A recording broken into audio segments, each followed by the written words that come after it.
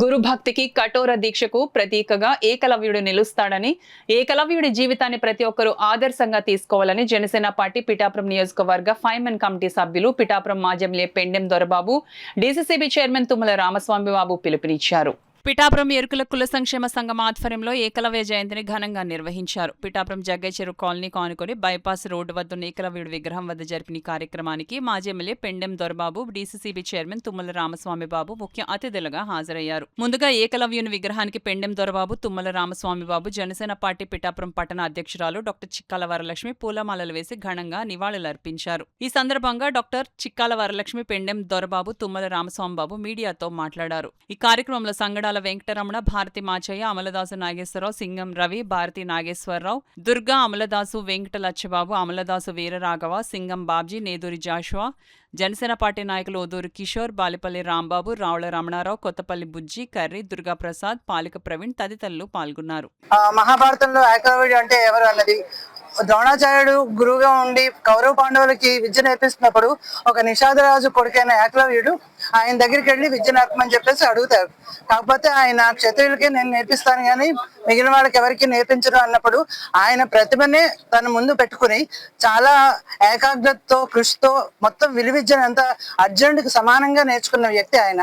ఆ పట్టుదలకి నిదర్శనంగా ఇప్పటికి కూడా మనం ఆయన్ని గుర్తు చేసుకుంటున్నాం.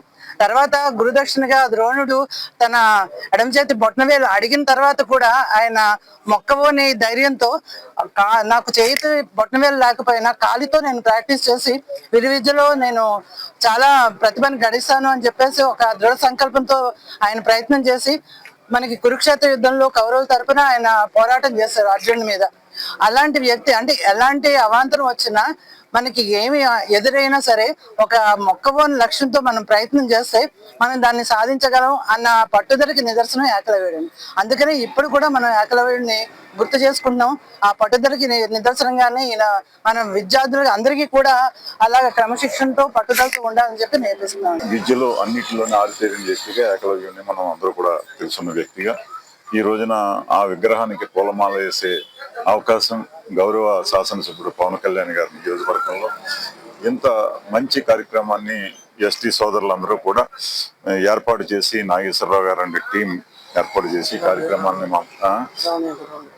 రామ వెంకటరమణ గారు అందరూ కలిపి ఈ రోజున ఈ కార్యక్రమాన్ని మమ్మల్ని ఆహ్వానించడం, దాంట్లో మా జనసేన టౌన్ అధ్యక్షురాలు లక్ష్మి గారు, ఇంకా ఇతర నాయకులు పాలిపల్లి రాంబాబు గారు, ఈ ప్రాంత ప్రజలందరూ కూడా ఈ రోజున ఈ కార్యక్రమానికి మేము అందరూ కూడా రావడం, ఏదైతే ఏకలవ్యుడి విగ్రహాన్ని గౌరవించుకున్న గాలిలను చేసే కార్యక్రమం మా చేతుల మీదుగా జరగడం మా అదృష్టంగా భావిస్తూ ఇంత మంచి కార్యక్రమంలో పార్టిసిపేట్ చేస్తున్నాం.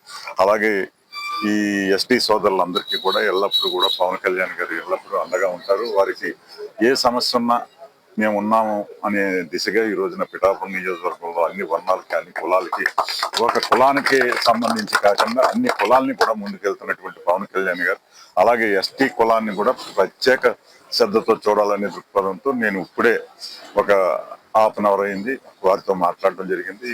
అంటే వేరే కార్యక్రమాల మీద ఆ రకంగా ప్రతి నిత్యం కూడా నియోజకవర్గం మీద కంప్లీట్ అవగాహనతోటి ఇప్పుడే పొద్దుట నాతో మాట్లాడడం జరిగింది. నీరు అందట్లేదని రైతులు బాధపడుతున్న సందర్భంలో దానికి కంప్లీట్ ఆయన అక్కడుండి మానిటరింగ్ చేస్తూ ఆయన భరోసా నాకు ఇందాక ఫోన్లో ఆయన ఇవ్వడం జరిగింది. అంతలా ఫాలో అవుతున్నటువంటి ఈ నియోజకవర్గ శాసనసభ్యుడిగా, ఈ రాష్ట్ర ఉప ముఖ్యమంత్రిగా, జనసేన పార్టీ అధ్యక్షులుగా పవన్ కళ్యాణ్ గారు అంత ఇదిగా ఈ నియోజకవర్గ ప్రజల్ని, ఈ నియోజకవర్గ అభివృద్ధిని 24/7 ఈ నియోజకవర్గం కోసమే ఆలోచిస్తున్నారు అనే దానికి నిర్వచనం. రాత్రి కాన్ఫరెన్స్ జరగడం, ప్రొద్దుటే మళ్ళీ ఆయన మధుసూదన్ గారి ద్వారా మళ్ళీ లైన్లోకి వచ్చి విషయాలంతా కూడా రైతులందరూ ఎవరు ఆందోళన చెందక్కర్లేదు, దాని మీద నేను మానిటరింగ్ చేస్తున్నాను, రైతులందరికీ కూడా వాటర్ వచ్చే విధంగా నేను చేస్తా ఉన్నాను, అటువంటి ఏ రకమైన ఇబ్బంది లేదు, రైతుల భరోసా కల్పించడం కూడా చెప్పడం జరిగింది.